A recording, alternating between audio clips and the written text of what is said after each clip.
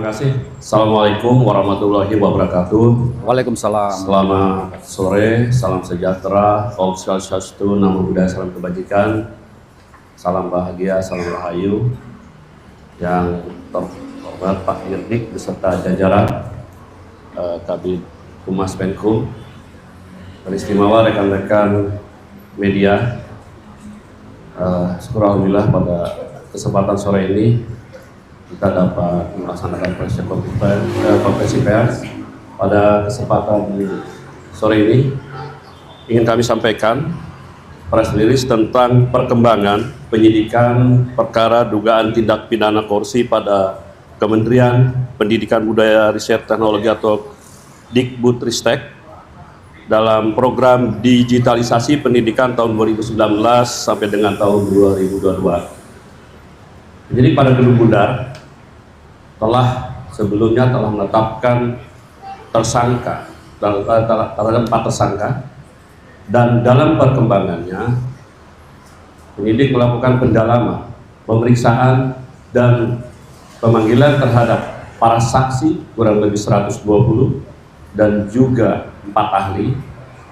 Dari hasil pendalaman, keterangan saksi-saksi dan juga alat bukti yang ada pada sore dan hasil dari ekspos telah menetapkan tersangka baru dengan inisial NAM.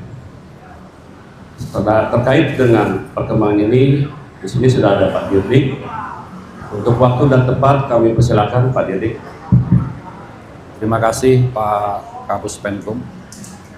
Yang saya hormati rekan-rekan media semuanya. Assalamualaikum warahmatullahi wabarakatuh.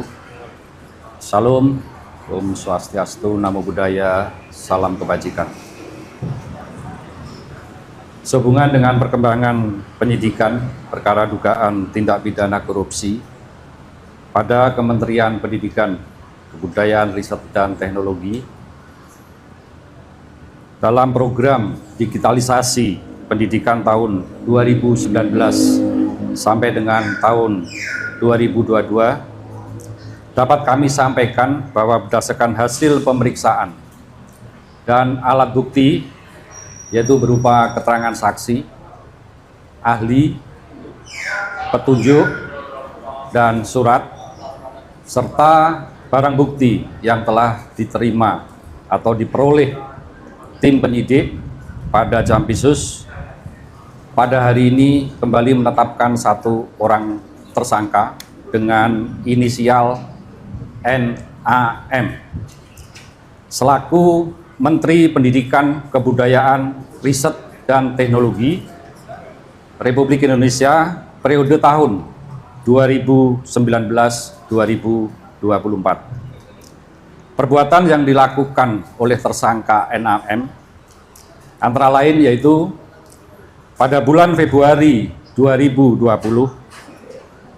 NAM yang saat itu menjabat sebagai Menteri Pendidikan dan Kebudayaan, Riset, dan Teknologi melakukan pertemuan dengan pihak dari Google Indonesia dalam rangka membicarakan mengenai produk dari Google, yaitu dalam program Google for Education dengan menggunakan Chromebook yang bisa digunakan oleh kementerian, terutama kepada peserta didik.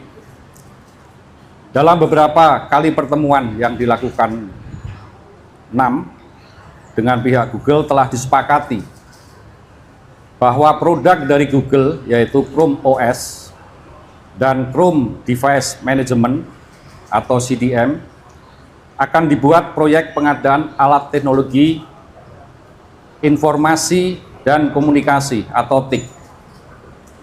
Dalam mewujudkan kesepakatan antara NAM dengan pihak Google Indonesia, selanjutnya pada tanggal 6 Mei 2020, NAM mengundang jajarannya, diantaranya yaitu H selaku Dirjen PAUD Dikdasmen, T selaku Kepala Badan Litbang Kemendikbudristek, JT dan FH selaku staf khusus menteri telah melakukan rapat tertutup yaitu melalui via Zoom meeting, dan mewajibkan para peserta dalam menggunakan handset atau alat sejenisnya yang membahas pengadaan atau kelengkapan alat TIK, yaitu menggunakan Chromebook sebagaimana perintah dari NAM. Sedangkan saat itu pengadaan alat TIK ini belum dimulai.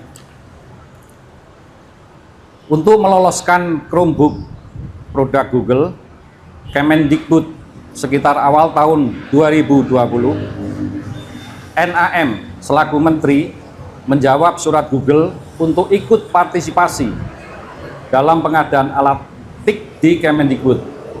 Padahal sebelumnya surat Google tersebut tidak dijawab oleh Menteri sebelumnya, yaitu ME, yang tidak merespon karena uji coba pengadaan Chromebook tahun 2019 telah gagal dan tidak bisa dipakai untuk sekolah garis terluar atau daerah terluar tertinggal terdalam 3T. Atas perintah 6 dalam pelaksanaan pengadaan TIK tahun 2020 yang akan menggunakan Chromebook, SW selaku Direktur SD dan M selaku Direktur SMP membuat juknis, juklat yang spesifikasinya sudah mengunci, yaitu Chrome OS. Selanjutnya tim teknis membuat kajian review teknis yang dijadikan spesifikasi teknis dengan menyebut Chrome OS. 6 pada bulan Februari 2021 telah menerbitkan Permendikbud nomor 5 tahun 2021 tentang petunjuk operasional dana alokasi khusus fisik reguler bidang pendidikan tahun anggaran 2021 yang dalam lampirannya sudah mengunci spesifikasi Chrome OS. Ketentuan yang dilanggar: 1. Peraturan Presiden nomor 123 tahun 2020 tentang petunjuk teknis dana alokasi khusus fisik tahun anggaran 2021. Kedua, Peraturan Presiden nomor 16 tahun 2018 sebagaimana telah diubah dengan Peraturan Presiden nomor 12 tahun 2021 tentang pengadaan barang jasa pemerintah. Ketiga, Peraturan LKPP nomor 7 tahun 2018 sebagaimana telah diubah dengan Peraturan LKPP nomor 11 tahun 2021 tentang pedoman perencanaan pengadaan barang jasa pemerintah. Kerugian keuangan negara yang timbul dari kegiatan pengadaan TIK diperkirakan senilai kurang lebih 1.980 miliar yang saat ini masih dalam penghitungan kerugian keuangan negara oleh BPKP. Pasal yang disangkakan: tersangka 6 disangkakan melanggar pasal 2 ayat 1 atau pasal 3 Yunto pasal 18 Undang-Undang nomor 31 tahun 1999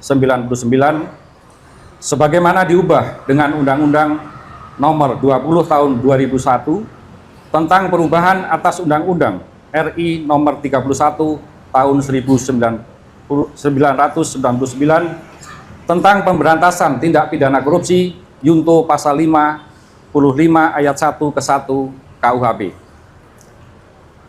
Untuk kepentingan penyidikan, tersangka NAM akan dilakukan penahanan di rutan selama 20 hari ke depan sejak hari ini tanggal 4 September 2025 bertempat di Rutan Salimba Cabang Kejaksaan Negeri Jakarta Selatan.